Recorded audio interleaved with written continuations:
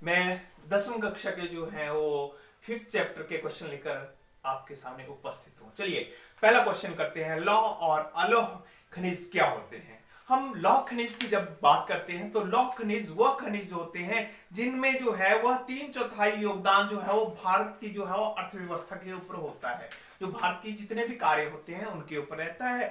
जबकि इसमें जो है वह धातु शोधन के विकास का आधार प्रदान होता है और यह मैक्सिमम जो है वह जो हमारे संसाधन बनते हैं उनमें प्रयोग किया जाता है। अगर हम लौह खनिज की बात करें तो इसमें लोहे का अंश अत्यधिक मात्रा में होता है। चलिए हम अलोह खनिज की बात करते हैं। लौह खनिज में अगर हम बात करें तो मैं आपको बता दूं इसमें लौह इस्पात इत्यादि आते हैं। अलोह खनिज, अलोह खनिज खनिजों की संचित राशि का उत्पादन संतोषजनक नहीं है। खनिजों में जो है वह अगर हम अलोह अयस्क की बात करें तो यह वह चीजें हैं जो आपकी जो है वह ज्वालामुखी के विस्फोट से जो है वो कायांतरित रूप से या अग्नि रूप से बनी हुई है, जैसे बॉक्साइट, सीसा, सोना इत्यादि। तो ये जो है वो हमारे अलोह तत्व पाए जाते हैं। चलिए सेकंड क्वेश्चन हम बात करते हैं। ऊर्जा के परंपरागत और गैर परंपरागत स्रोत कौन से हैं? चलिए हम बात करते हैं ऊर्जा के परंपरागत स्रोत। वह स्रोत जो भू पर हमारे भूमंडल पर जो है वह एक कम मात्रा में पाए जाते हैं, या हम बात कर सकते हैं कि जो एक जिनका हमें पता हो कि यह इनकी इतनी ही जो है वो यहाँ पर कैपेसिटी है। तो ऐसे जो हैं जितने भी वो हमारे ऊर्जा के संसाधन हैं वह परंपरागत कहलाते हैं। फॉर एग्जांपल कोयला, हमें पता है कोयले की मात्रा का कि इतनी है। पेट्रोल, ईंधन, आपकी बायोगैस इत्यादि जो है वह परंपरागत साधनों में आती है। चलिए गैर परंपरागत साधन, ऐसे संसाधन जिनका प्रयोग जो है वह हम अपने प्रकृति के चीजों के द्वारा कर रहे हैं, वह जो है वो गैर परंपरागत स्रोतों के नाम से जाने जाते हैं। जैसे कि सूर्य का ताप, इसके अलावा ज्वारीय ऊर्जा के अलावा जो है वो अगर हम बात करें तो पवन ऊर्जा इसी के उदाहरण है। परंपरागत जो स्रोत हैं वो एक बार अगर हम खत्म कर दें तो वो दूसरी बार विलुप्त हो जाएंगे, वो बचेंगे नहीं। लेकिन गैर परंपरागत स्रोतों को जो है वो एक बार प्रयोग करने के बाद दूसरी बार फिर से प्रयोग किया जा सकता है, जैसे पानी, हवा इत्यादि या सूर्य का ताप इत्यादि है। चलिए खनिज क्या है? मैंने पहले भी बात की थी कि खनिज होते क्या हैं।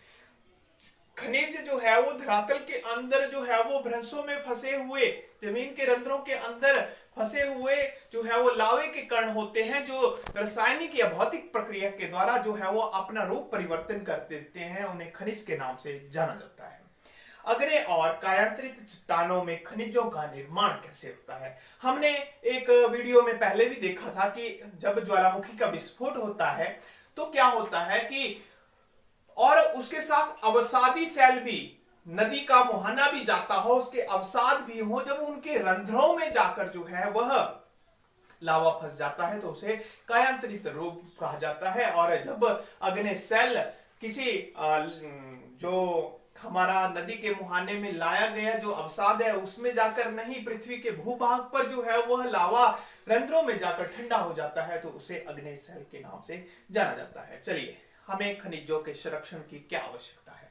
हमें खनिजों के संरक्षण की बहुत ज्यादा आवश्यकता है, क्योंकि खनिज जो है वह सीमित मात्रा में हमारी भू पर पाए जाते हैं।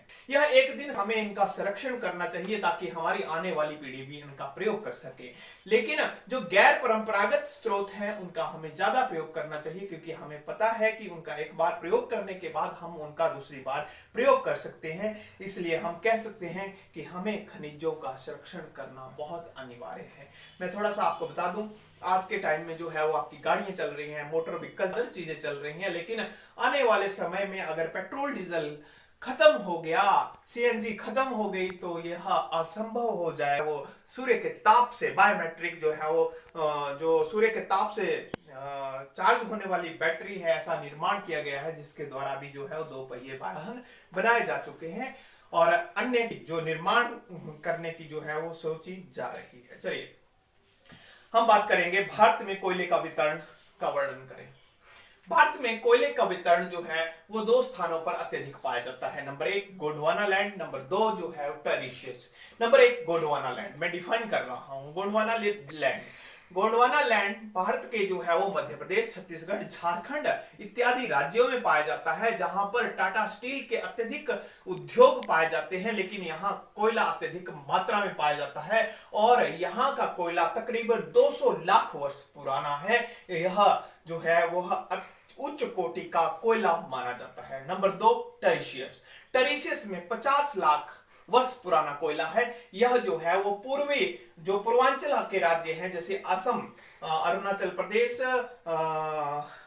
मेघालय के कुछ हिस्सों में जो है यह टेरिशियस का एरिया पाया जाता है, जहां 50 लाख वर्ष पुराना जो है वो कोयले का भंडार है और इसमें जो है वह गोंडवाना लैंड के कोयले के मुकाबले जो है वह कार्बन के कणों की मात्रा कम होती है। चलिए नेक्स्ट लास्ट क्वेश्चन, भारत में सौर ऊर्जा का भविष्य उज्जवल है क्यों? भारत उष्ण और उपोष्ण कटिबंध में पाया जाने वाला देश है। इसके भूभाग से जो है वो कर्क रेखा गुजरती है। इसमें सूर्य का ताप बहुत अच्छी तरह से पड़ता है, जिसके कारण जो है यहाँ पर सूर्य के ताप के द्वारा बहुत सारे संसाधनों का जो है वह इसका सूर्य का ताप का अत्यधिक प्रयोग किया जा सकता है। भारत के राजस्थान के भुज इत्यादि इलाकों में जो है इसके द्वारा जो है वो अत्यधिक संयंत्र लगाए जाते हैं गए हैं और आने वाले अगर 50 वर्षों के बाद की बात करें तो इसके कारण जो है वो अत्यधिक स्तर पर हम कह सकते हैं कि भारत का भविष्य उज्जवल है, क्योंकि संसाधन सीमित मात्रा में है। आने वाले समय में हमें सौर ऊर्जा के द्वारा घरों में लाइट या हमारे जितने भी बिजली से चलने वाले संसाधन हैं उनका प्रयोग हम सौर ऊर्जा के द्वारा कर सकते हैं। इसलिए हम कह सकते हैं कि सौर ऊर्जा जो है वह वर्तमान समय में भविष्य को उज्जवल करने वाला संसाधन कहा जाता है। चलिए मेरी वीडियो अगर आपको अच्छी लगी हो तो लाइक करें, शेयर करें, सब्सक्राइब करें। धन्यवाद। जय हिंद।